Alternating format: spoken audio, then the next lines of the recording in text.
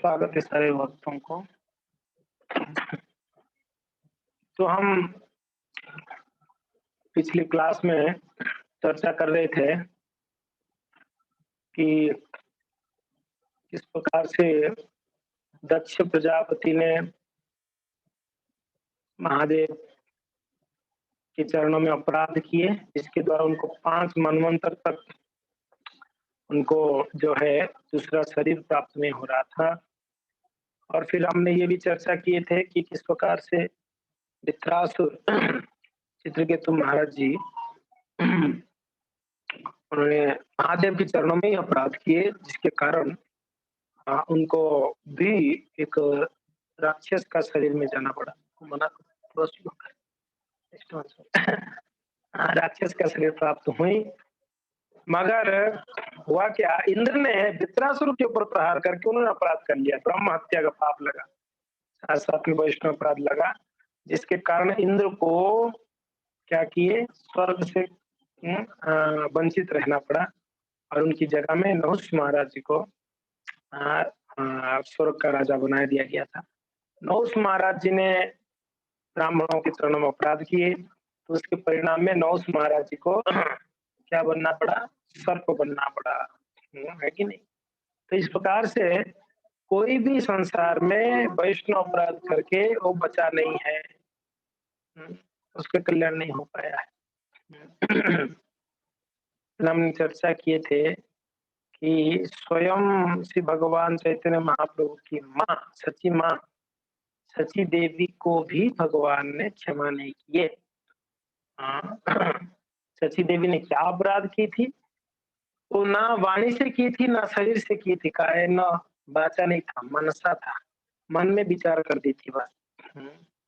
सची देवी बोली भी नहीं थी और या कुछ कार्य से करके कर रही थी अपराध, वो सिर्फ मन में सोची थी, लेकिन ये अद्वैत नहीं, ये द्वैत है। ये माँ बेटे को साथ में रखना नहीं चाहता है, अलग करना चाहता है, इसके लिए द्वैत है। इसका नाम अद्वैत नहीं। मन में सोचा, बोले नहीं थे। मन में सोचे तो अब, लेकिन मन में सोचा होगा ना, थोड़ी ना कोई वैष्णव को बोला या कुछ किया। अद्वैताचार्य को तो पता भी नहीं है सची माँ ने ऐसा कुछ सोची थी कर। और ये कब पता है, जब भगवान महाप्रभु छोटे थे, निमाई छोटा था तभी। निमाई पंडित तो भी छोटा बच्चा था, अभी जो विश्वरूप थे, विश्वरूप उनके साथ में, अद्वैताचार्य के साथ में दिन भर बैठ के चर्चाएं करते थे विष्णु के बारे में, ज्ञान के बारे में। उस समय की बात है। तो माता सची जब खिलाने के लिए पुकारती थी, तब वो नहीं आते थे विश्वरूप, नहीं अभी नहीं खाना है। और इतना मीन्स उनको अच्छा लगता था अद्वैत आचार्य के साथ में चर्चा करने के लिए, सुनने के लिए, कथा सुनने से। तो तभी सोची थी मैया ने, वो अपराध को लेते हुए जो मन में सोची थी, भगवान ने उनको कृपा नहीं की, चैतन्य महाप्रभु। आप बताओ, कई बचपन में, तब तो भगवान छोटे ही थे, उस समय मन में सोची थी। तो उसका भी निस्तार हुआ, यानी उसके कारण भी भगवान उनको कृपा नहीं की। तो भक्त लोगों ने उनको निवेदन किए। भगवान बोले देखो, मैं तो उनको कृपा नहीं कर सकता, क्योंकि नहीं क्या किया, वैष्णव अपराध किए, वैष्णव निंदक है। तो इसके लिए मैं उपाय बता सकता हूँ, जिनके चरणों में अपराध किए हैं, अगर उनकी चरण धूलि को अपने सर पे धारण करेंगे, तो हो सकता है ये वो अपराध से मुक्त हो जाए। कौन शिवानंद सेन थे ना, कौन थे वो? 54।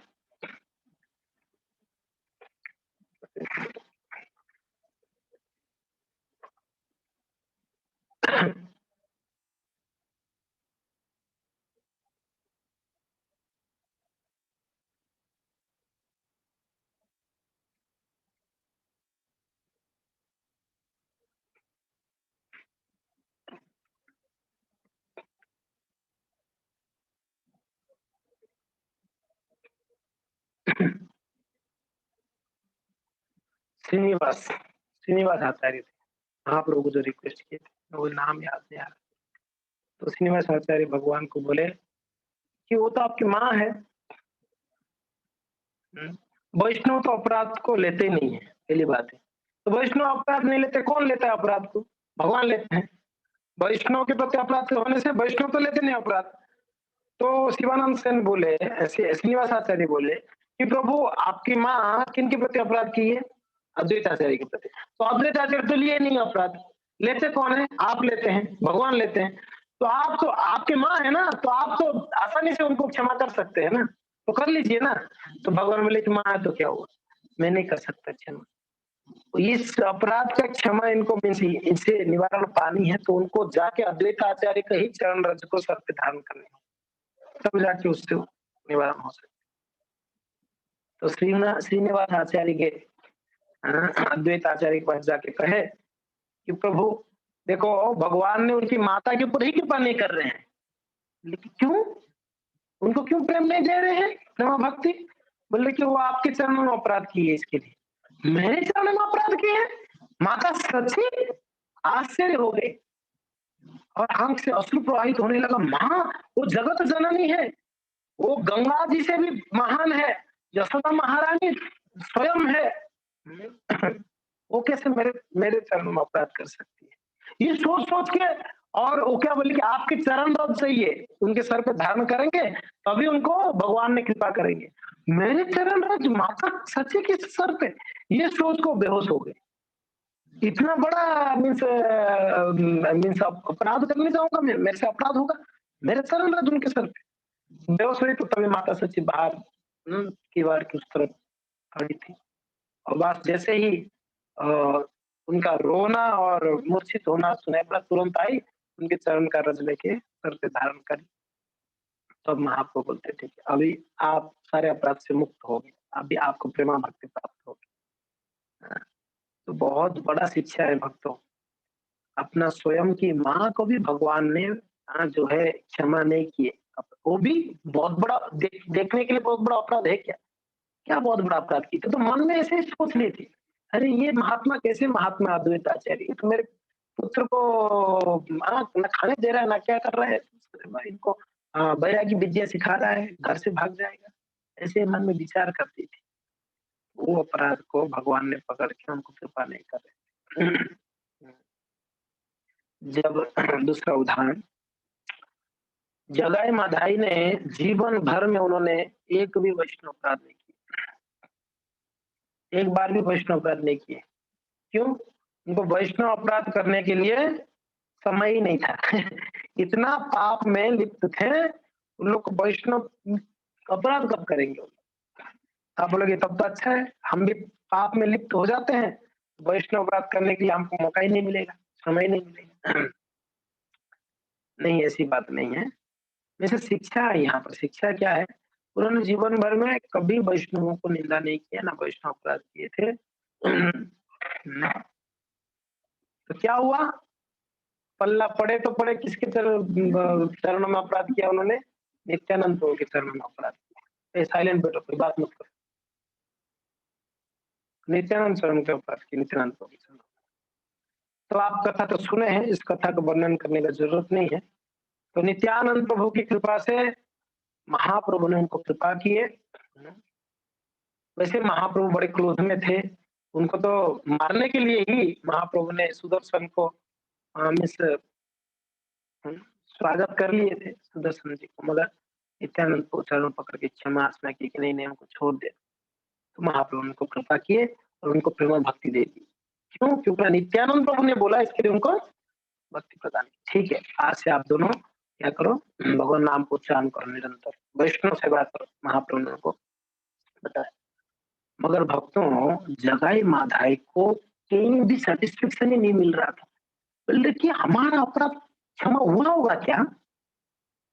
महाप्रभु हमारा अपराध तो क्षमा किए होंगे।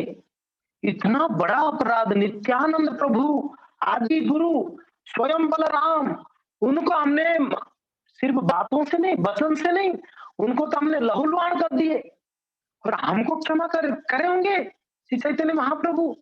विश्वास ही नहीं हो रहा था। विश्वास नहीं कर पा रहे। तो महाप्रभु को रोक के बोले कि महाप्रभु, क्या हमारा पाप, हमारा दोष, हमारा अपराध आप सच में आप उसको क्षमा कर लिए उसमें से? महाप्रभु बोले विश्वास नहीं है क्या? बोले कि विश्वास आपके ऊपर तो विश्वास है, हम अपने ऊपर विश्वास नहीं है। हमने इतना बड़ा अपराधी है, इतना बड़ा पापी है, इतना बड़ा निष्ठुर है, हम अपने ऊपर विश्वास नहीं है। इतना पाप और अपराध को कोई क्षमा कर सकता है क्या? तो भगवान बोले कि विश्वास नहीं कर रहे हो। भगवान श्री चैतन्य महाप्रभु कहते, प्रभु बोले काला देखो दुई रात के, प्रभु बोले काला देखो दुई रात के, कीर्तन कर सब ठाऊ कलिंदा के, कीर्तन कर सब ठाऊ कलिंदा के।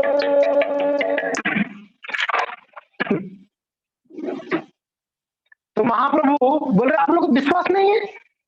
अब बताता हूँ, श्री चैतन्य महाप्रभु पहली बार श्री चैतन्य महाप्रभु का शरीर काला पड़ गया। बोले काला क्यों पड़ गया? श्री चैतन्य महाप्रभु का शरीर क्या हो गया? काला पड़ गया। 13:298 तो यार निकालते हैं,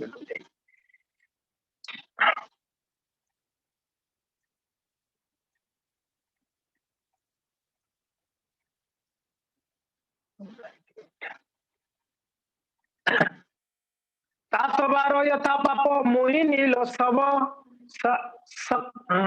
सत्य साक्षाते देखाओ भाई यही अनुभव, दुई जन शरीर पातक नहीं आरो। महाप्रभु बोल रहे अभी इन दोनों के शरीर में पाप नहीं रह गया, यही यहाँ बुझाई से होइला कालिया आकार। तो भक्त पूछे काला क्यों हो गया प्रभु? आप तो भगवान कृष्ण जैसा दिख रहे हैं, अभी पूरा काला हो गए थे भगवान का शरीर। और कैसे हो गए थे? वो हो गए थे क्या नाम ले रहे हैं यहाँ पर, नाम ले रहे हैं भगवान कृष्णचंद्र भगवान का नाम ले रहे हैं। आपका शरीर भगवान जैसा क्यों हो, मीन्स कृष्ण जैसा क्यों है? तो चैतन्य महाप्रभु बोल रहे हैं कि मैंने जगाई मादाई का जितना पाप था आज तक का, इतना पाप किए दोनों भाई ने, सारा पाप मैंने ले लिया। तो बोले कि अच्छा भगवान ने पाप ले लिया तो काले हो जाते? नहीं नहीं, उन दोनों को ये विश्वास दिलाने के लिए कि आपका सारा पाप मैंने लेने के लिए, सब पाप की वजह से मेरा शरीर काला हो गया है। फिर ये प्यार में हमने क्या पढ़ा? भगवान क्या बोल रहे हैं? बहुत महत्वपूर्ण बात है, आप देख लीजिए क्या कह रहे हैं श्री चैतन्य महाप्रभु, वापस देख लेना ये प्यार को।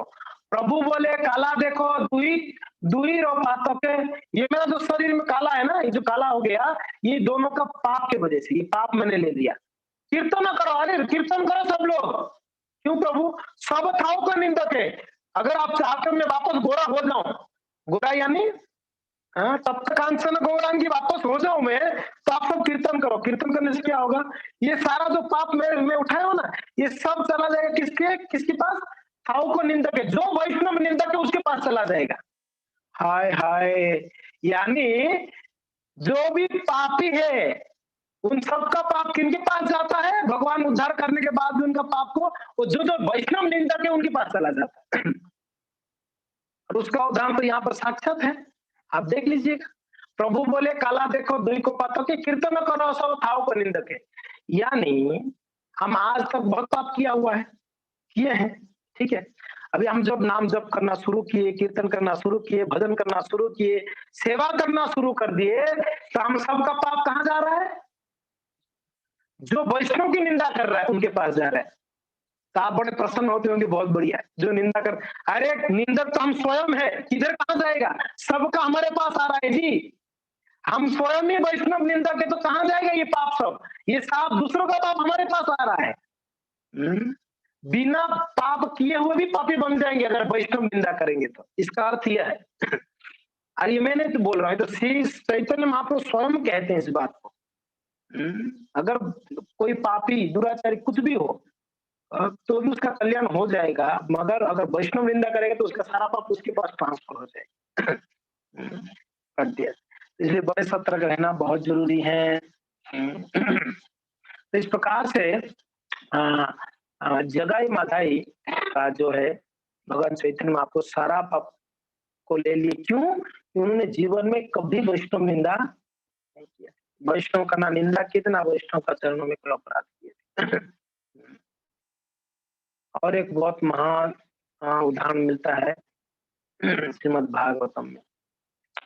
दुर्वासा जी, दुर्वासा जी का कथा हमने बताए थे। दुर्वासा जी उन्होंने अम्बरीश महाराज जी के चरणों में अपराध किए, मारने के लिए उद्यम किए, जो कृत्य उत्पन्न किए थे। तो उनके कारण दुर्वासा जी का क्या स्थिति हुआ पता है? एक बूंद जल पी लिए करके उन्होंने कृत्य उत्पन्न किए। किसके लिए? इनको सिर्फ इतना ही किए ना, इन्होंने स्नान करने गए थे, आने से पहले उन्होंने एक बूंद जल ले लिए थे। ये एक बूंद जल के लिए इन्होंने अपराध किए। उनको 1 साल तक बिना पानी का घूमना पड़ा। क्या हुआ उनके साथ?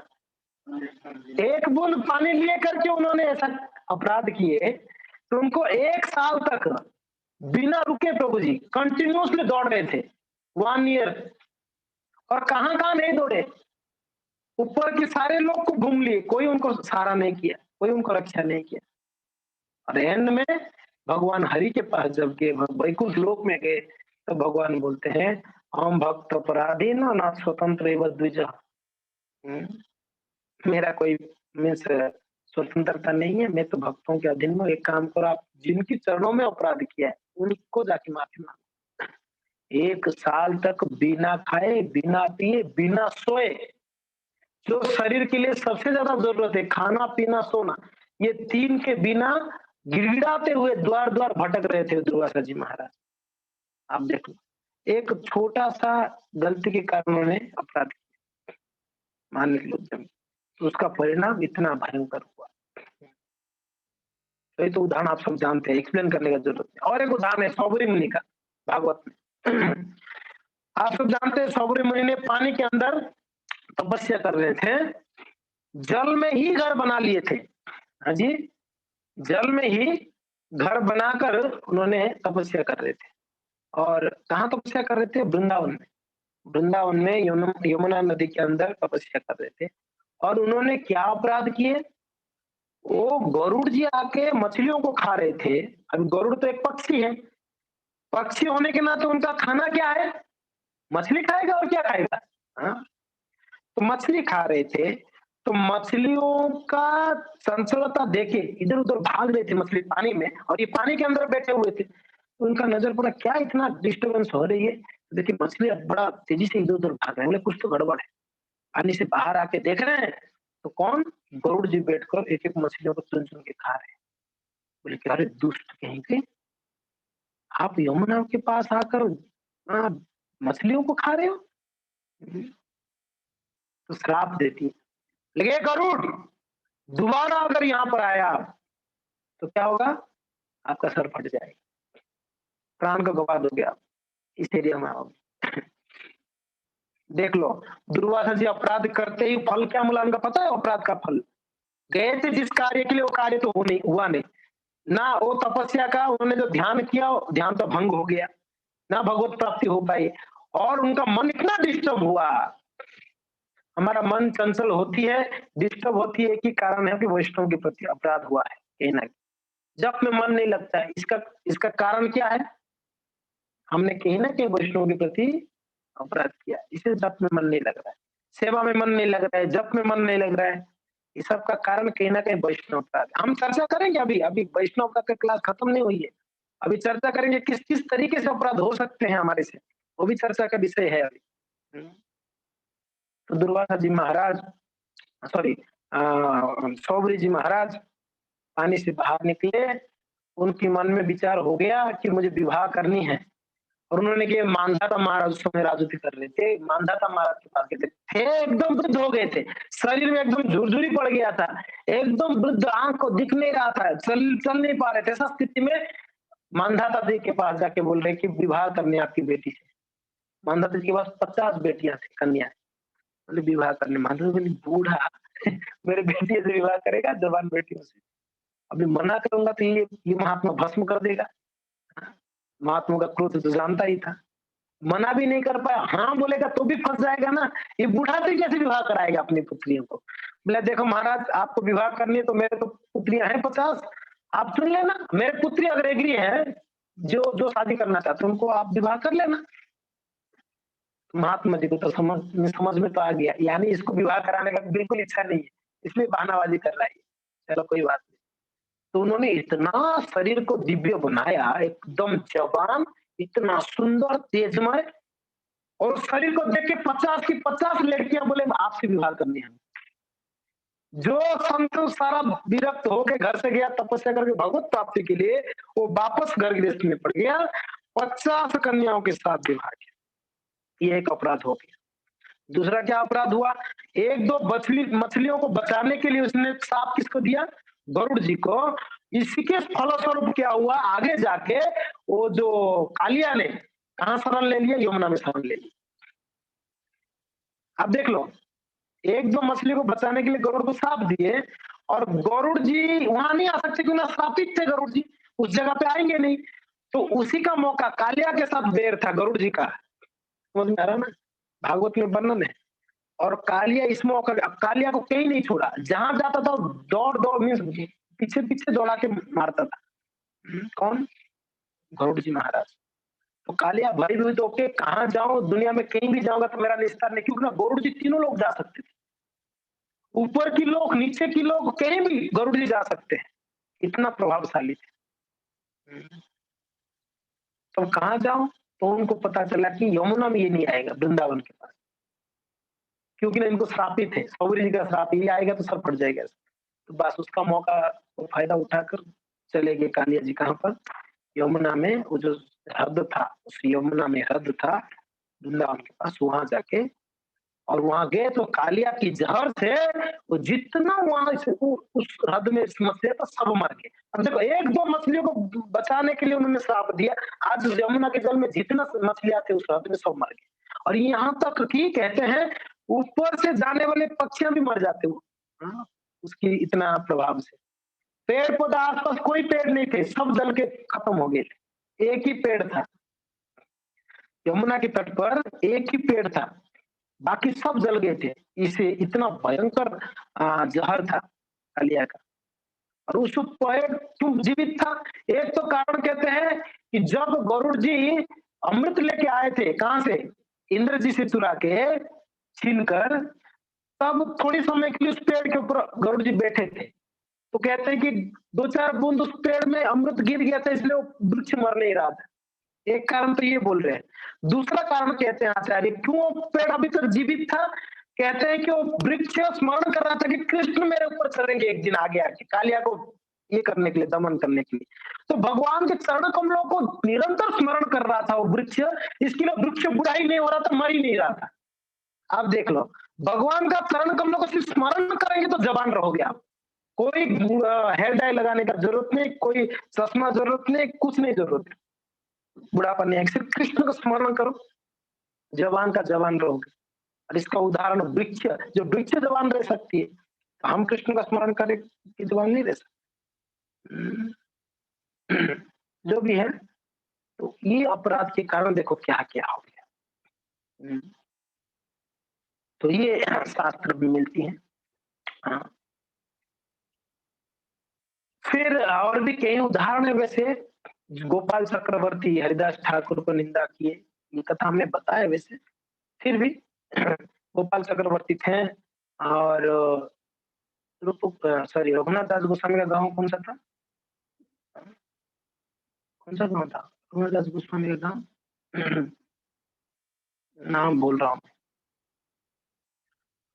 हिरण्य दास गोवर्धन दास जहाँ पर रहते थे, तो नाम भूल रहा हूँ। उस गांव में एक बार हरिदास ठाकुर पधारे थे, और उस हरिदास ठाकुर का बड़ा सुंदर सत्कार हुआ। हरिदास ठाकुर नाम का महिमा बतला रहे थे। और वहां पर एक गोपाल चक्रवर्ती करके एक व्यक्ति था, बड़ा पंडित था, विद्वान था, ब्राह्मण था। जब नाम का महिमा सुने, नाम उच्चारण करते ही, सुनते ही सारा पाप क्षय हो जाएगा, ये सुन के ये परिहास करने लगा। नाम, कोई भगवान का नाम लेके कोई शुद्ध हो जाएगा पापों से, वेद बिना अध्ययन करके? क्योंकि ना ये वेद पढ़ा हुआ था, अहंकार था उसको। तो कमेंट्री किया, तो हरिदास ठाकुर बोले कि अरे पाप क्या है, नाम लेने से व्यक्ति को भगवत धाम प्राप्त हो सकते हैं, आप पाप की बात कर रहे हैं, पाप तो ऐसे ही खत्म हो जाएगी। तो गोपाल चक्रवर्ती बोलता है अगर ऐसा नहीं हुआ तो आप अपना नाक काट दोगे क्या? गोपाल चक्रवर्ती बोल रहे हैं हरिदास ठाकुर को, बोलते अगर ऐसा नहीं है तो फिर नाक काट दोगे क्या आप? तो हरिदास ठाकुर बोले जरूर मैं नाक काट दूंगा अगर ऐसा नहीं होगा तो, अगर नाम से अगर ऐसे उद्धार नहीं होगा। तो क्या हुआ पता है, 2-4-5 दिन में ही वो गोपाल चक्रवर्ती इतना सुंदर जवान लड़का, ब्राह्मण विद्वान, उसका नाक में कोढ़ हो गया, कुष्ठ हो गया, नाक उसका खुद का नाक गल के नीचे गिर गया, पूरा नाक ही गिर गया। वैष्णव अपराध का फल देखना। गोपाल चक्रवर्ती चैतन्य चरितामृत अंतलीला 3रा अध्याय के 190 से 214 नंबर पर यार आप पढ़ लेना, क्योंकि इसको फिर पढ़ने में समय भी चाहिए। चैतन्य चरितामृत अंतलीला 3रा अध्याय का 190 से 214 पर यार आप नोट कर लेना, ठीक है। इस प्रकार से जो है वैष्णव अपराध जो जो किए हैं उन लोग का निस्तार नहीं है।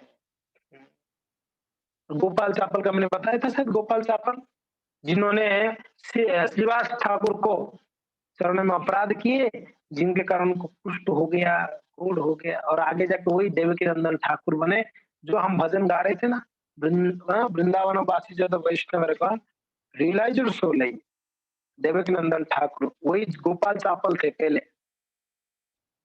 तो उन्होंने इतना महान भक्त बने, बाद में वैष्णव का महिमा समझ गया, आहा मैंने कितना बड़ा अपराध किया।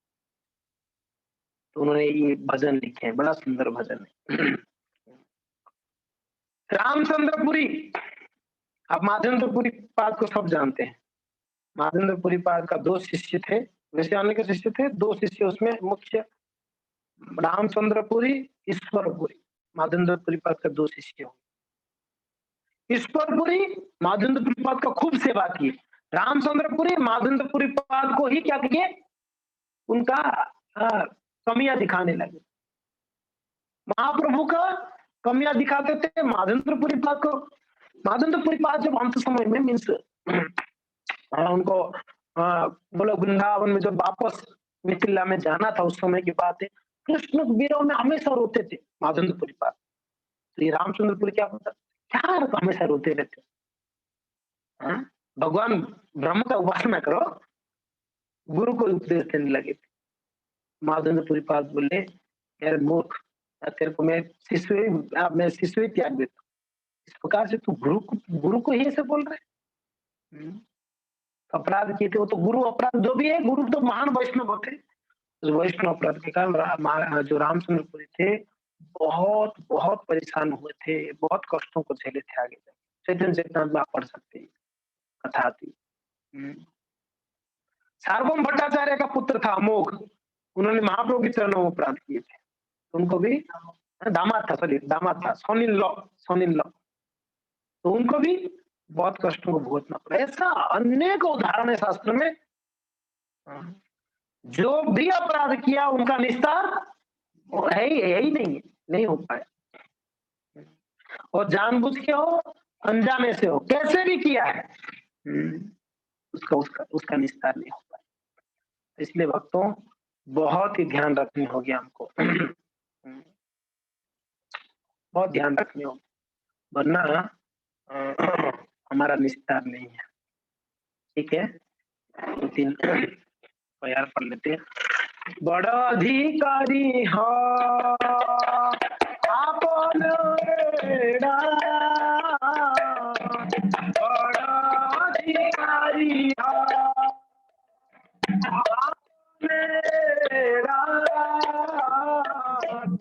क्षुद्र हईले क्षुद्र हईले गणेश पद पाते जा, क्षुद्र हईले गणेश पाते जा।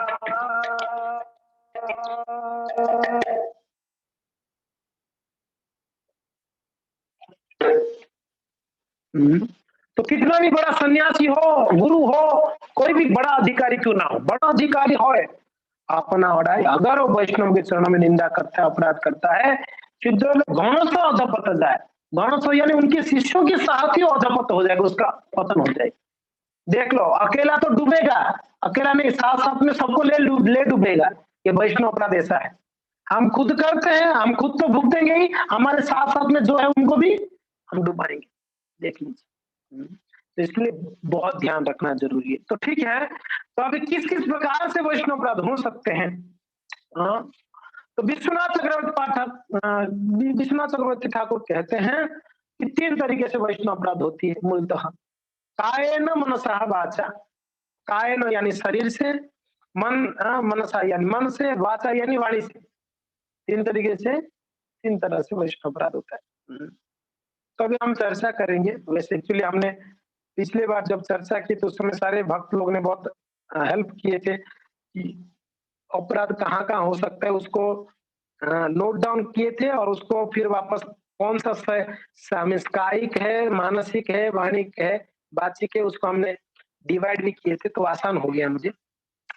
तो 3 तरीके से भक्तों, एक तो शरीर से यानी किसी को मारना, किसी को धक्का दे देना, शारीरिक जो भी, शारीरिक हाव भाव भी, किसी को देख के ऐसे पीटोगे टेबल को आराम से, गुस्से से, वैष्णव को देख, जो भी शरीर के द्वारा जो भी होगा, शारीरिक अपराध, वो भी वैष्णव अपराध है।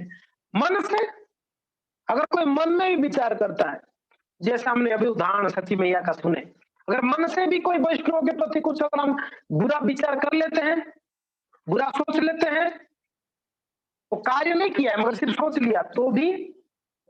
अब देख लिए, कलयुग में मन से किया हुआ पाप का कोई फल नहीं है। कलयुग में मन से किया हुआ पाप का कोई फल नहीं है, मीन्स कोई दंड नहीं है, मगर मन से किया हुआ अपराध का दंड है। ये बड़ा खतरनाक है। ये पहले ही मैंने समझा दिया, इसके लिए पाप और अपराध दोनों में अंतर है। ये पहले हमने चर्चा कर लिया इसको, पहले या दूसरे क्लास में चर्चा कर लिया। पाप में और अपराध में बहुत अंतर है, समझ रहे हैं? तो इसके लिए अगर मन से भी कोई कर लेता है तो भी उसको अपराध का दंड भुगतनी पड़ेगी ही। फिर वाणी से, बोल के, है कि नहीं? बोल के देखिए, एक बात ध्यान रखने का जरूरी है, मन में जो आता है ना, वही वाणी में आता है, और वाणी में आके कभी-कभी शारीरिक हो जाता है, मीन्स शरीर से फिर हम करने लगते हैं। तो इसके लिए रोकना कहाँ पर हमको? मन से आने से पहले ही रोकनी है।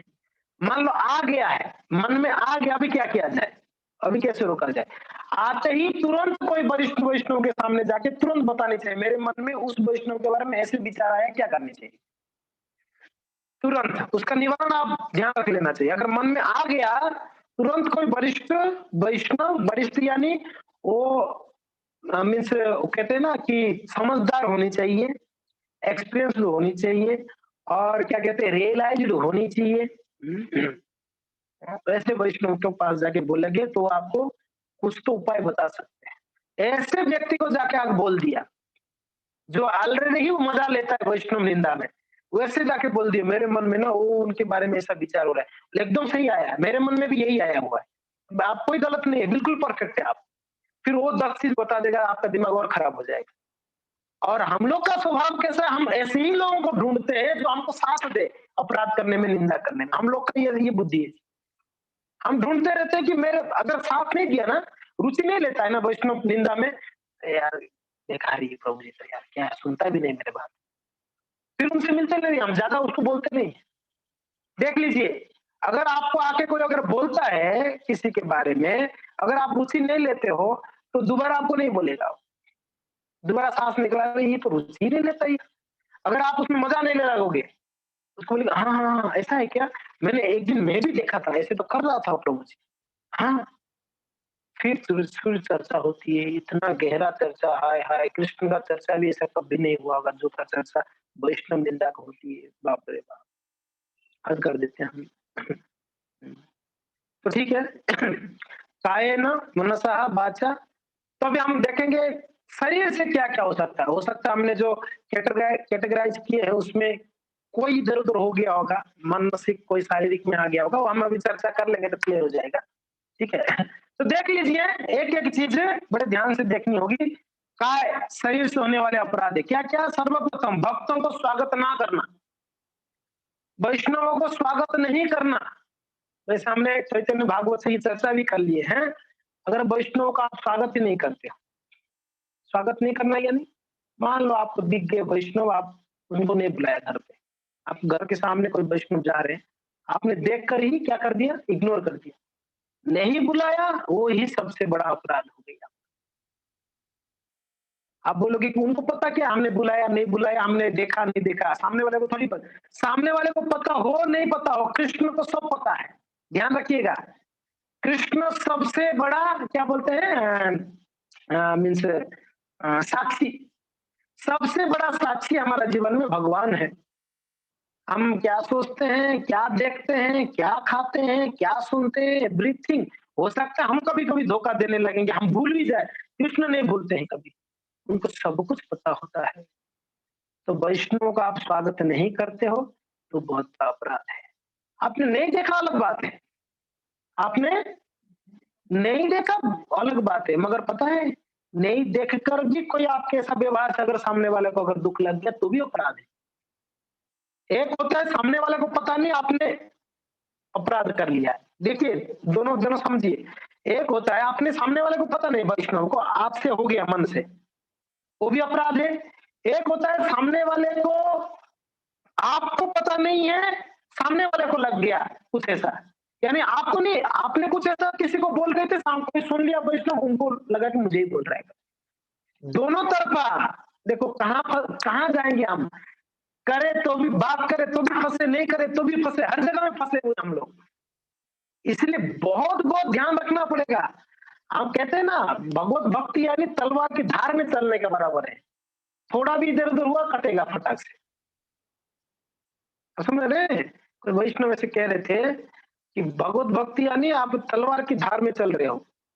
तलवार की धार में चल रहे हो मीन्स कितना सतर्कता से चलनी होती है, थोड़ा भी उल्टा पुल्टा हुआ तो पैर कट जाएगा, नहीं कट जाएगा। ऐसा है वैष्णव मीन्स भक्ति का मार्ग है, तो बड़ा सुगम है। अपराध के बिना करोगे तो सत्य सत्य मैं उद्धारी हो, तो महाप्रभु ने बोल दिया मैं सत्य सत्य प्रतिज्ञा लेता आपको उद्धार कर दूंगा। अपराध के बिना अपराध करने लगेंगे तो निस्तार नहीं है। तो ठीक है, पहला ही है, क्या बताया गया है पहला कि वैष्णवों को स्वागत नहीं करना, ये सबसे बड़ा अपराध है। तो इसके लिए जब वैष्णव आपको दिखते हैं, कहीं पर भी दिखते हैं, स्वागत यानी ऐसा नहीं कि घर पे बुलाना ही स्वागत है। आपने कहीं रास्ते में चलते हुए देख लिया कि उनको कम से कम प्रणाम कर ले, कम से कम प्रणाम करे उनको हृदय से। वो भले ही कभी आपसे कोई बैर होगा, उसका बैर समझ रहे ना, कभी कोई आपसे हो सकती मतभेद हो गया होगा, कोई दिक्कत नहीं। जब मिलते हैं तो उनको चरणों में प्रणाम करने चाहिए, वांछा कल्प। हमने तो प्रणाम मंत्र भी सीख रखे हैं, फिर भी क्या काम का है जब प्रणाम मंत्र सीख सीख रट के रखा है, प्रणाम मंत्र कभी इस्तेमाल ही नहीं किया आज तक। क्या हुआ अगर जूम जूम है तो, जूम है तो क्या हुआ, जूम में भी जब वैष्णव का दर्शन हो गया, कोई भी वैष्णव क्यों ना हो, तुरंत प्रणाम करे। एक साथ में इतना वैष्णव को मंदिर में आओगे भी तो भी शायद एक साथ में इतना वैष्णव को नहीं देख पाओगे, जूम में कितना लोग को देख सकते हो, देख पाओगे मंदिर में आओगे भी तो आप एक के ऊपर नजर रहेगा, दूसरे तो नहीं दिखेंगे आपको, पीछे रहने वाले नहीं दिखेंगे। मगर जूम में कितना सुविधा, देखो सारे वैष्णव को सामने देखोगे आप। अगर आपके पास ज्यादा स्क्रीन वाला अगर कंप्यूटर वगैरह हो तो पूरा आप देख सकते हैं 50 लोग भक्तों को सामने। आप बताइए, सर्व वैष्णव को प्रणाम करें। तो ठीक है, स्वागत करना है यानी वैष्णव को देखते ही उनको सम्मान देना, प्रार्थना करना, प्रणाम करना, ठीक है। दूसरा, भक्तों को अशुद्ध भोजन हो या जल देना ये शारीरिक है। कभी कभी ऐसे होते हैं कि कोई वैष्णव घर पे आ गए, तो हमने झूठा ही गिलास था, एक तो उनको सेवा करना है, हाँ कि कहीं लेट नहीं जाए, हमने क्या किया झूठे ही गिलास में पानी भर के दे दिया, पिया हुआ था हमारा बेटा पिया हुआ था, तो क्या फर्क पड़ना, पहले सेवा जरूरी है, हमने दे दी। बहुत बड़ा अपराध है, बहुत बड़ा अपराध। इसके लिए हम घर पे हम जब भक्ति को अपना लिए, हमारे घर पे एक अलग से सेट होना चाहिए बर्तनों का। मैं तो एक उदाहरण दे रहा हूँ आपको, ऐसे कई तरीका हो सकता है वैष्णव को जैसे अशुद्ध भोजन या जल देना। घर में प्लेट, कटोरिया, ग्लास हमेशा मौजूद होना चाहिए नया। जो कभी कोई वैष्णव आता है उनको दे, फिर वापस धो के वो रख दिया जाए, सिर्फ वैष्णव के लिए।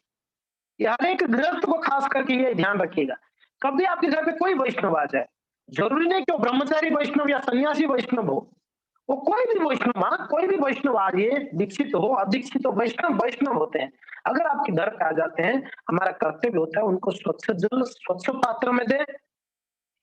कभी-कभी तो भाव में आके दे देते हो, पानी में कीड़ा-मकोड़ा सब गिरा रहता है। हाँ, वो बिल्कुल ध्यान देना चाहिए, इसमें ग्लास में कुछ गिरा तो नहीं। कभी-कभी भोजन दिया, वो भोजन में बाल गिरा हुआ है, कुकिंग करके तो देखना चाहिए भोजन परोसते समय कहीं बाल तो नहीं गिरा है। हाँ, कहीं कुछ मीन्स अशुद्ध तो नहीं। कभी-कभी ऐसे होता है, हमने प्लेट को ऐसे से धो दिया, रख दिया और प्लेट में गंदा लगा रहता है। बहुत जत्न, भगवान की सेवा जितना जत्न से करते हैं, जितना ध्यान से, उतना ही वैष्णव का सेवा करें। अशुद्ध भोजन यानी हाँ, मैं क्या उदाहरण दूँ अभी अशुद्ध भोजन के लिए? पुराना खाना, पहले कभी बनाया था आपने, 2 दिन पहले का बना हुआ, रखा हुआ कोई चीज़ दे दिया आपने। या तो ऐसा कि कोई झूठन प्लेट में दे दिया और क्या? दूसरे से बनवा लिए, बहुत अच्छा उदाहरण है। आपने देखा मैं बना नहीं पाऊँगा या नहीं बना पाऊँगी, तो ठीक है, हलवाई से बना के ला के रख दिए। हम बुलाए, बड़े ताम से बुलाए, कितना भक्त आ रहे हैं प्रभु जी? हाँ, 8 ब्रह्मचारी आ रहे हैं, 8 ब्रह्मचारी आ रहे हैं। हलवाई को बोल दिया, भाई कम से कम 8 आइटम होनी चाहिए। तो हलवाई ने बढ़िया फर्स्ट क्लास बना के दे दिया। वो आपको पता है वैष्णव नहीं खाते हैं बाहर का, मगर वो थोड़ी पता है उनको कौन बनाया है। आपने परोस दिया, तो वो खा लिए बढ़िया से, मगर अपराध किसको लगेगा? हाँ? हाँ, जो पड़ोसी उनको लग जाएगा, नहीं लग जाएगा, इसलिए बड़ा ध्यान रखना है। तो आपके मन में आता रहेगा, यार बुलाए नहीं, दिमाग खराब क्यों करना है? बुलाओगे तो भी मरोगे, बुलाना ही नहीं है, बुलाए तो फंसेंगे। नहीं, नहीं, ऐसी बात नहीं है, बुलाना चाहिए वैष्णव को। यही तो एक सहारा है हमारा भक्ति में, वैष्णव जब आए घर पे, पदार्पण करे, तब हमारा कुछ कल्याण हो सकती है। वैष्णव को तो बुलाना हमारा सबसे बड़ा गृहस्थ को धर्म है, वैष्णव को बुलाते रहे। ददाति प्रतिगृह्णाति क्या गुह्यमाख्याति पृच्छ्यति भुङ्क्ते भोजयतिश्चैव षड्विध प्रीति लक्षणम। ये तो भक्तों का प्रेम का आदान प्रदान है, प्रीति लक्षणम। प्रेम बढ़ती है इससे, भक्तों को बुला के खिलाना।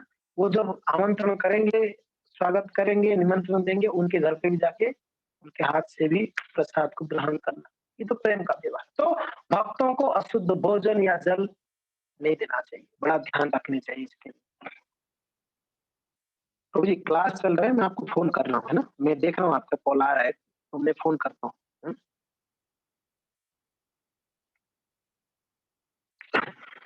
ओके जी, तो कहाँ तक पहुँच गए हम लोग? दूसरा तीसरा, गुस्से से देखना, ये भी काहे हो गया, है कि नहीं है?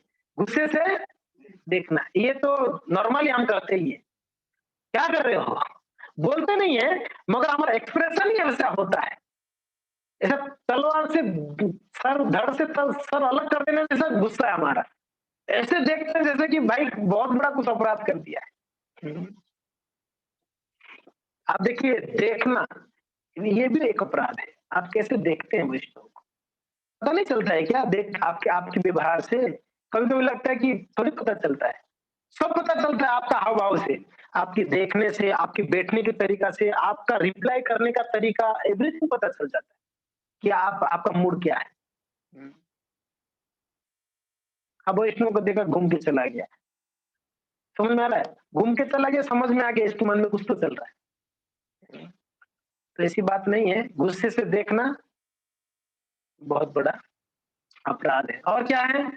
भक्तों की आसन के ऊपर खड़ा होना। हमने उस समय पॉइंट आउट इसके लिए किए थे, हम देखते थे मंदिर में आते थे भक्त लोग कूदते थे आसन के ऊपर।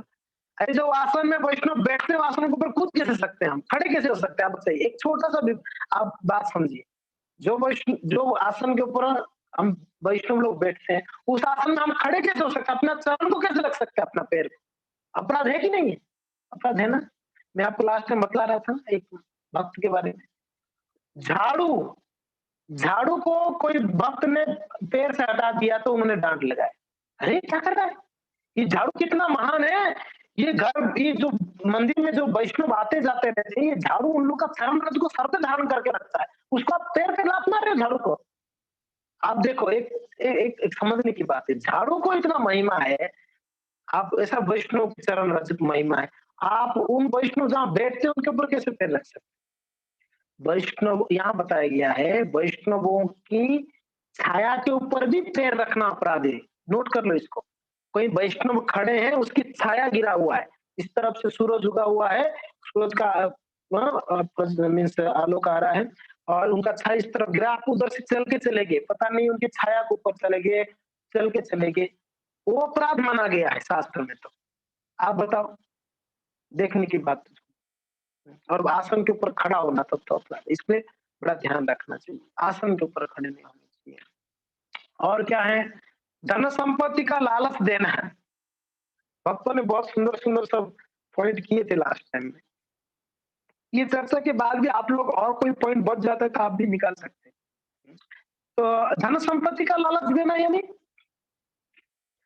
कोई उदाहरण दे सकते हैं आप में से? धन संपत्ति का लालच देना किस प्रकार का ये लालच होगा? हम्म, प्रभु जी आइए ना हमारे घर पे, नहीं मेरा सेवा में नहीं, आइए ना प्रभु जी, आपको दक्षिणा दूंगा ना, 1000 ₹1 दूंगा ना दक्षिणा, आइए ना घर पे, प्लीज प्लीज हमारे घर पे आइए ना, 1000। लालच हो गया ना एक प्रकार से। तो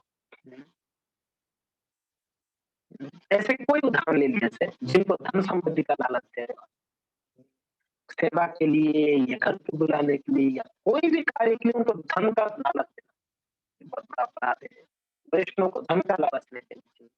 आगे, प्रणाम ना करना, ठीक है, स्वागत नहीं करना, प्रणाम ना करना, ये अपराध है, ये हमने बता दिए, प्रणाम बिल्कुल करनी चाहिए। बस आदेशों का पालन ना करना, आप सुने तो भी मरे, नहीं सुने तो भी मरे, क्या करें? क्लास में नहीं आए तो आप ग्रुप से निकाल दोगे, क्लास में आके अगर पालन नहीं किया तो आप बोलोगे अपराध, हम मर जाए, क्या करें हम? हाँ जी, कहाँ जाए? अब क्लास में नहीं आता आप बोलते ग्रुप से हटा दी जाएगी, क्लास से आया सुना वो पालन नहीं किया तो बोलते आप अपराध, फिर किधर जाए? फिर बीच में फंस गए हम लोग। आदेशों का पालन नहीं करना। अब देख लीजिए, अगर वैष्णव आपको खुद गए, यानी कभी आप बोलते कि प्रभु जी, हम कभी कभी हम इतना कहते हैं ना, इतना थर्ड क्लास का बुद्धि हमारा, हम एक ही प्रश्न है गुरुदेव को पूछते हैं, गुरुदेव उत्तर देने के बाद हम 10 लोग को और पूछते हैं, तब तक पूछते रहते हैं जब तक मेरे हिसाब से उत्तर नहीं मिलती। हम लोग का ऐसा बुद्धि है, मेरे हिसाब से उत्तर चाहिए जी। चॉकलेट खाना चाहिए या नहीं खाना चाहिए? चॉकलेट खाना चाहिए या नहीं खाना चाहिए? गुरुदेव को पूछा, गुरुदेव बोले चॉकलेट नहीं खाना चाहिए। अभी आपके हिसाब से उत्तर नहीं मिला है, आपके हिसाब से चॉकलेट खाना चाहिए। चॉकलेट तो खाते हैं वैष्णव लोग, आपने देखा है, तो आपके मन में फिट बिठा दिए खा सकते हैं चॉकलेट। एक छोटा उदाहरण देता हूँ, हम तब तक पूछते रहेंगे, और भी कोई वैष्णव वरिष्ठ भक्त मिलते हैं तो उनको भी पूछेंगे, तो जी चॉकलेट खाना चाहिए कि नहीं खाना चाहिए? तो बोले नहीं खाना चाहिए। तब भी मन शांत नहीं होगा आपका, नहीं, तब मन में और भी चल ही रहा अभी भी। अगर कोई वैष्णव बोले हाँ खा सकते हो भगवान को भोग लगा के, हाँ ये सही बोले, ये परफेक्ट उत्तर है एक्चुअली। मुझे अभी तक दम नहीं रहा था, ये परफेक्ट बोले, भोग लगा के खा सकते हो। हाँ, उनको एक बहाना मिल गया, भोग लगा के खा सकते हो। हाँ, बताइए। तो मैं एक तो एक उदाहरण दिया, हम तब तक हम पूछते रहते हैं अलग अलग लोगों को जब तक हमारा इससे उत्तर नहीं मिलता है ना। वैष्णव का आदेश को हूबहू एज इट इज पालन करने, उसमें कोई भी मिलावटी नहीं। अगर विश्वास नहीं तो पूछो ही मत ना। एक तो पूछेंगे भी, ऊपर से बोलने वाला चीज को वो आदेश को पालन भी नहीं करेंगे, फिर क्या मतलब? तो ये तो निंदा होगी ना एक प्रकार से। इसके लिए पूछते हो, उन्होंने अगर गाइड किए प्रॉपर, अगर विश्वास है तो पूछते हो आप, और जो बोलते हैं उसके बाद भी अगर आप स्वीकार नहीं करेंगे तब तो गलत। तो आदेशों का पालन नहीं करना ही अपराध। आगे, संबंधों में बांधना, ये भी बहुत बड़ा अपराध माना जाएगा एक प्रकार से। संबंध में बांधना, प्रभु जी आप तो मेरे बेटे जैसे हैं प्रभु जी, संबंध में बांध ले हम लोग। वैष्णव ना बेटा होता है, ना भाई होता है, ना बंधु होते है, वो सबसे हितैषी होता है। इस संसार में भाई भी उतना हितैषी नहीं होता है, माँ बेटा बाप कोई इतना हितैषी नहीं होता है संसार के जो संबंध है। वैष्णव यानी सारे संबंध के ऊपर आ जाते हैं, उनको तो हम अपने कोई छोटा मोटा संबंध में कैसे बांध सकते हैं? प्रभु जी आप तो माता जी आप तो मेरे बहन के जैसे हैं। हाँ, प्रभुपाद जी बोले माता जी को माता जी रखो, माँ ही बना के रखो। माँ माँ बोलोगे तो उनके प्रति वो सम्मान रहेगा, माता का सम्मान रहेगा। माँ को कैसे सम्मान देता है? सम्मान। तो जो मीन्स संबंध में नहीं बांधना चाहिए कि आप ऐसे हैं, मेरे मित्र जैसे हैं, मेरे ये जैसे हैं, नहीं। वैष्णव का संबंध क्या है? आध्यात्मिक संबंध होता है। महान संबंध, ठीक है? आगे और क्या है? बिना योग्यता की दीक्षा लेने के लिए मजबूर करना है। अभी देखो ये तो मैंने पॉइंट आउट नहीं किया, ये तो भक्त लोगों ने किया है। और लेकिन प्रभु जी जानबूझ पॉइंट किया है, मैंने नहीं किया है, भक्त लोग ही पॉइंट किए।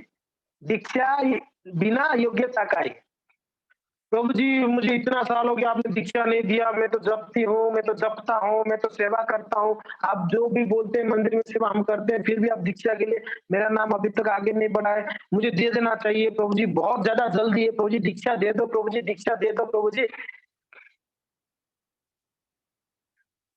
आदेशों को पालन करना है, आदेश देना नहीं है, ध्यान रखना है। वैष्णव को आदेश नहीं देनी है, आदेशों को स्वीकार करनी है, पालन करनी है।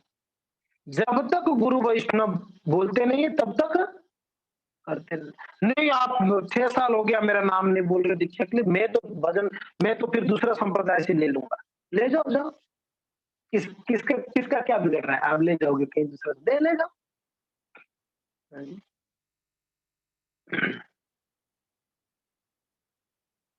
तो इसके लिए आप योग्यता है या नहीं है, आपका अंदर योग्यता, वो कौन बताएंगे?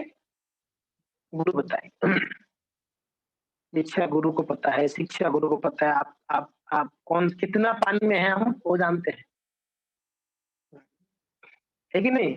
बसंती माता जी, राजस्थान का अनुभव हो गई ना बढ़िया से? हाँ, नींद आ रही है अभी से, 8 बज गया, नींद आ गई, मैं जो राजस्थान में हूँ। तो यस, क्या टाइम हो गया? 7:30 बजे।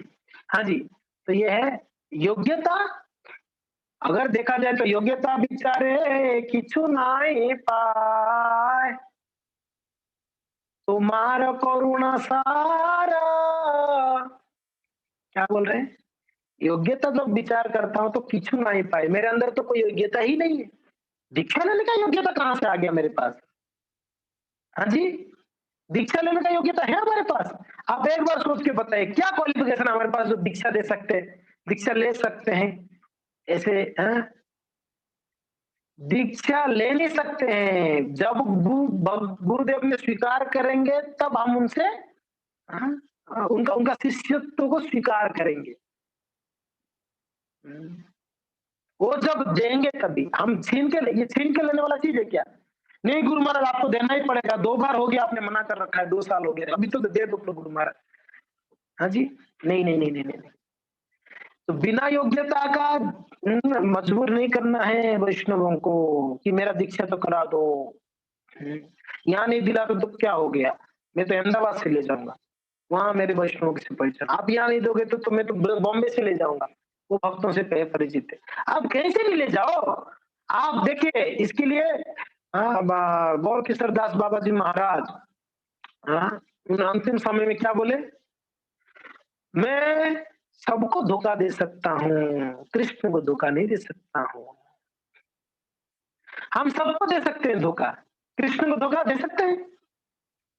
कृष्ण को, गुरु को, वैष्णव को हम धोखा दे ही नहीं सकते हैं जी, ना। इसके लिए हम कितने योग्य हैं, नहीं योग्य हैं, वैष्णव जानते हैं, इसलिए बोलने का जरूरत है। हम प्रयास करेंगे। हम कब तक प्रयास करेंगे? हमेशा, हमेशा के लिए प्रयास ही करना है हमको जी। जन्म जन्मांतर, एक जन्म नहीं, जन्म जन्मांतर प्रयास करनी है हमको। यही कार्य है हमारा, प्रयास करना। कृपा वो हमारे हाथ में नहीं, कृपा करना नहीं करना वो गुरु वैष्णव भगवान के हाथ में। हमारा एक ही, हमारे अधिकार में एक ही चीज है, हम प्रयास करेंगे। अगर आप प्रयास, सच्चा प्रयास कर रहे हो, कृपा होगी, चिंता मत। कृपा हो, मैंने प्रयास किया तो कृपा करना ही पड़ेगा, ये भी नहीं है। प्रयास किया तो कृपा करना जरूरी है, ये भी नहीं है, भूल जाना। हमारा अधिकार इतना ही है, हम सिर्फ प्रयास कर सकते हैं, उसके आगे हमारा कोई अधिकार ही नहीं है। कृपा करना नहीं करना उनके ऊपर है, प्रयास करना हमारा। कब तक करें? हमेशा करते रहना है प्रयास। दीक्षा नहीं मिली है तो भी जपना है, दीक्षा मिलने के बाद भी क्या करना है? यही तो करना है ना। दीक्षा मिलने के बाद कुछ अलग से करना है क्या, बताइए? दीक्षा मिलने के बाद ऐसा है कि दीक्षा से पहले 3 बजे 4 बजे उठना है, दीक्षा के बाद 6 बजे उठ सकते हो, ऐसा नियम है क्या? ऐसा तो कोई नियम नहीं है ना। ऐसा बिल्कुल नियम नहीं है। या ऐसा है कि दीक्षा से पहले 4 नियम है, दीक्षा के बाद 3 ही नियम है, 1 नियम तोड़ सकते हैं, ऐसा नियम है क्या? ऐसा भी नहीं है। या ऐसा है क्या, दीक्षा से पहले मंदिर में सारा सेवा करना, दीक्षा के बाद मंदिर में दिखना ही नहीं, ऐसा है क्या नियम? ऐसा भी नहीं है। यानी दीक्षा से पहले जो कार्य हम कर रहे हैं, दीक्षा के बाद भी वही कार्य करेंगे, ये ध्यान रखिएगा। दीक्षा लेने का इच्छा ये बहुत अच्छी बात है, बहुत बढ़िया है। गुरु की शरण में जाना बहुत अच्छी बात है। मगर जोर जबरदस्ती करना वो गलत है, यहाँ पर ये पॉइंट लिखा गया है। दीक्षा लेने की इच्छा रखना बहुत उत्तम है, रखना ही चाहिए। प्रामाणिक संप्रदाय से दीक्षा लेने का, और ऐसे गौड़ीय वैष्णव परंपरा में दीक्षा लेने का इच्छा हो गया तो मीन्स बहुत बहुत कृपा है आपके ऊपर, तभी मन में आया दीक्षा लेने के लिए संप्रदाय से, तो ये उत्तम बात है। मगर जबरदस्ती करना, मुझे तो दीक्षा दे दो, इतना साल हो गया, वो गलत चीज हो जाएगा, अपराधों में आ सकती है। आगे, अपने पसंदीद सेवा के लिए मजबूर मजबूर करना। पॉइंट अच्छा अच्छा लिखे आप लोगों ने, मैंने लिखा, मैं सच बोल रहा हूँ, ये सब हमारे यहाँ वैष्णव, काफी वैष्णव ये लोग ही लिखे थे। शायद प्रीति माता जी थी, चरण से माता जी थे, और हमारे सुमन माता जी थे, और जगत पालिका माता जी थे, क्लास में हरिला माता जी थे, ये सब माताएं थे। प्रभु जी लोग भी थे, बृहद प्रभु जी थे, काफी सारे प्रभु जी थे उस समय। मेरे हिसाब से 2 साल पहले चंद्र माता जी हम चर्चा किए थे इसको, लगभग लगभग 2 साल हो गई, हाँ 2 साल के पहले की बात। हाँ, मनीषा माता जी थी ये। तो ये है सर। तो अपने पसंदीदा सेवा के लिए मजबूर, प्रभु जी मुझे कुकिंग करना बहुत पसंद आता है, मुझे कुकिंग दे दो ना प्रभु जी प्लीज। नहीं माता जी आपको तो फूलहार ही बनाना पड़ेगा। प्रभु जी प्लीज ना, प्रभु जी कुकिंग दे दो ना, मैं फूलहार जमता नहीं प्रभु जी। हमको जमता है नहीं जमता वो छोड़ दो, कृष्ण के लिए क्या अच्छा है वो करना है हमको, हमारे लिए क्या अच्छा है वो नहीं देखना है, ध्यान रखना हमेशा। हमको क्या अच्छा लगता है वो भूलना पड़ेगा, भक्ति का अर्थ क्या है, हमको क्या अच्छा लगता है वो नहीं देखना। क्या गुरु वैष्णव भगवान को पसंद है, इच्छा है, वो करना है, यही भक्ति है। उसके लिए कुछ दुख भी मिल सकती है, कुछ कष्टों को भी भुगतना पड़ेगा, कुछ लॉस भी हो सकती है हमारा, हो सकता है कुछ लॉस भी हो जाए इसके लिए, तो भी हमको गुरु वैष्णव भगवान के हिसाब से सेवा करनी, सेवा हमारे हिसाब से नहीं होगी। एक बार मुझे याद है, एक भक्त थे हमारे साथ, मीन्स उनको हम दीक्षा कराने के लिए ले गए थे, तो महाराज जी दीक्षा दिए, तो उनको बोले कि अगर आपको मंदिर का अधिकारी आपको जो पसंद नहीं है वो सेवा देंगे, आप करेंगे कि नहीं करेंगे? तो बोले करूंगा महाराज। बोले ठीक है, आपका नाम ये है, करके उनको दीक्षा दिया गया। महाराज जी पूछते हैं, आपको अधिकारी आपकी जो पसंद है वैसा सेवा देंगे तो आप करोगे या नहीं करोगे? बिल्कुल करना चाहिए, प्रयास करनी चाहिए। अगर प्रयास करने के बाद नहीं होती है तो आप रिक्वेस्ट कर सकते हो, मैंने प्रयास किया मगर ये मेरे से कहीं ना कहीं कमी हो जाती है, तो आप अगर ये सेवा और कोई सेवा देंगे तो मैं और अच्छे से कर पाऊंगा, प्रयास। तो जो भी है, अपने पसंदीदा सेवा के लिए मजबूर नहीं करना चाहिए, सेवा जो मिलती है हाँ वो सेवा लेनी चाहिए। तीसरा, वैष्णवों से ऊपर के आसन पर बैठना। कोई वरिष्ठ वैष्णव बैठे, हमने तो उसके ऊपर आसन डाल के बैठे। देखिए बैठने का बहुत बहुत ध्यान रखना चाहिए, कभी कभी हमने पैर फैला के बैठ गए, वैष्णव सामने है, वो भी अपराध है। कभी कभी पैर के ऊपर पैर देके बैठ गए कोई वैष्णव सामने, ये सब छोटा छोटा चीज ध्यान रखना, ये वैष्णव सदाचार है। वैष्णव सदाचार यही सब है जी, कोई अलग से नहीं है। बैठना कैसे है ये सीखना है, ऊपर के आसन में नहीं बैठना है, पैर लंबा करके वैष्णव के सामने नहीं बैठना है, पैर के ऊपर पैर रख के नहीं बैठना है वैष्णव के सामने, समझ में आ रहे ना? वैष्णव को पीछा करके नहीं बैठना है, वैष्णव बैठे हैं आप उनकी तरफ पीठ करके बैठे हैं, वो भी अपराध है। ये सब चीजें आपको यही नोट कर लेना, वैष्णव के ऊपर बैठने की जगह और भी नोट कर लेना ये सारा चीजें। ठीक है, उसके आगे अनदेखा करना, वो हो गया ना, देख कर नहीं देखने जैसा करना, ये भी अपराध है। अन्य संप्रदाय के भक्तों का आदर नहीं देना, कभी कभी हम कहते हैं हम इस्कॉन के हो गए तो कोई संतों को हमने तो सम्मान नहीं करेंगे, मान लो कोई रामानुज संप्रदाय के कोई सन्यासी है, तो ये हमारे इस्कॉन का महाराज थोड़ी है। बहुत बड़ा अपराधी भक्तों, ध्यान रखना।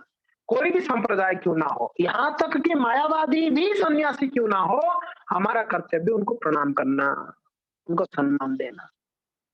अगर अन्य संप्रदाय की वैष्णव को अगर सम्मान लेते तो देखिए, सम्मान देना, उनसे आदेश उपदेश शिक्षाएं नहीं लेना, ये ध्यान रखना हमेशा।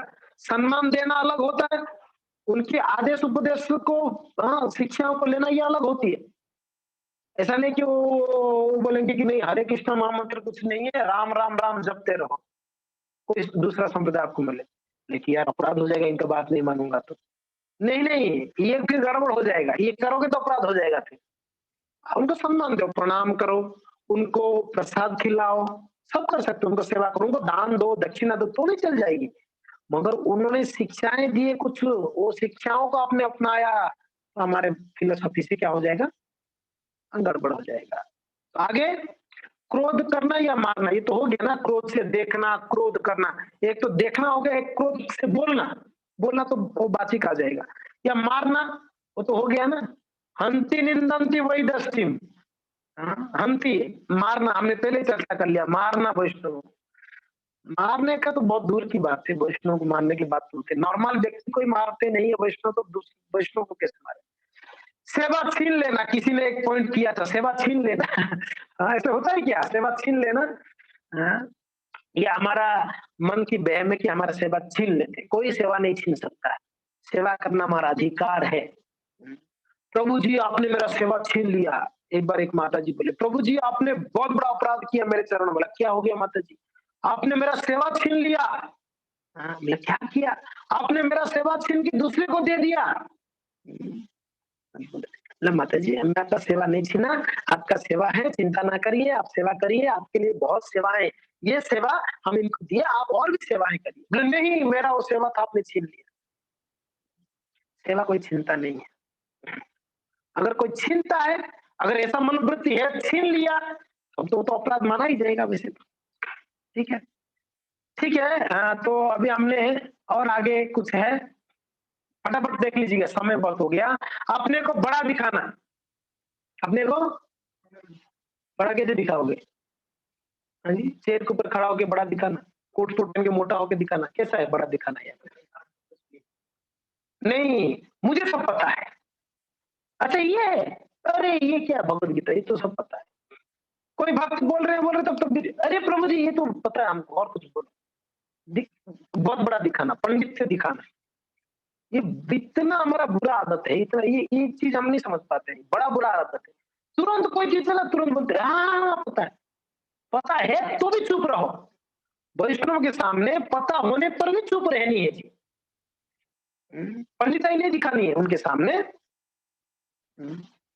सब पता है मुझे, सब पता है, बेवकूफ नंबर है क्या, फिर भी दिखाते हैं पंडित नंबर 1 है। इसलिए भगवान ने अर्जुन को टोके, क्या टोके, अशोच्यानमन्य सोचस्तुम प्रज्ञावादस्य भाषसे गतासुन अगतासुन नाम सोचन्ते पंडिता।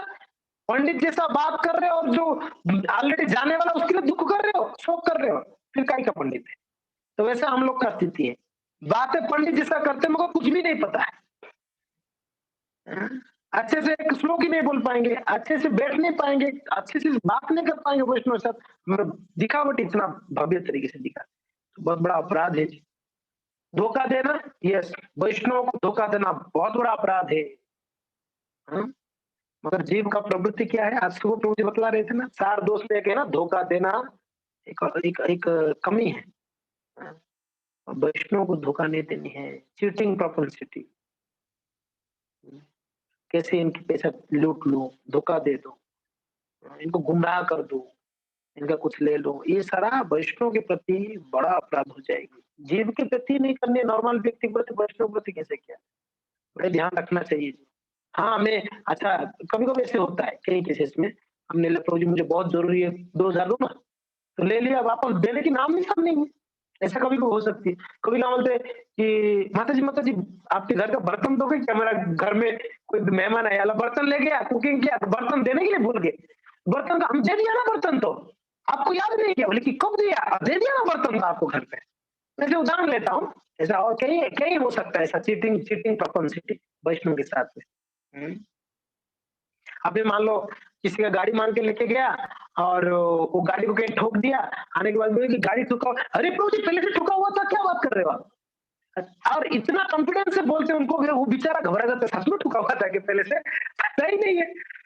तो ये सब चीटिंग है जी। सिंपल है आपने ठोका तो बोल दो कि ठोक दिया है, खत्म बात है ना। क्या काट देंगे, गला काट देंगे क्या सच बोलने से? झूठ बोल के उनसे चीट करना चाहते हैं, नहीं करना चाहिए। और वैष्णव बच्चों में भेदभाव, ये भी भक्तों ने पॉइंट आउट किए थे, वैष्णव के बच्चे हैं उसमें भेदभाव करना, ये मेरा बच्चा है, वो ये इसका बच्चा है, ये उसका बच्चा है, उसको नहीं दिया। नहीं, वैष्णव जो समाज वैष्णव का है, सारे बच्चे भी सभी का जिम्मेदारी सबको ख्याल रखना, सबको कृष्णा भावनामृत का शिक्षा देना, सभी हम लोग का जिम्मेदारी होता है। तो कोई किसी बच्चे को भेदभाव नहीं करना चाहिए। आगे राजनीति करना, क्या करना? राजनीति करना, राजनीति करना किस प्रकार की राजनीति करते हैं? आप सबके लिए एक होमवर्क नोट कर लो। राजनीति करने का 3 उदाहरण लिख के लाना है नेक्स्ट क्लास में। और किसी का उदाहरण किसी में मैच नहीं खाना चाहिए, ध्यान रखना। एक का उदाहरण दूसरे के साथ मैच नहीं खाना चाहिए। 3 उदाहरण लिखना है आपको, राजनीति किस प्रकार से हो सकती है, वैष्णव समाज में किस प्रकार से राजनीति किया जा सकता है। तो उसको आपने 3 उदाहरण लिखनी है आपको, ठीक है ना?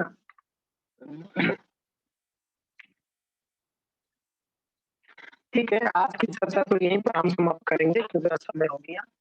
अभी हम 8 मिनट है तो कोई जिज्ञासा है तो एक बार तो पूछ लीजिए, कोई जाइए मत, मैं कुछ अनाउंस भी करने वाला हूँ।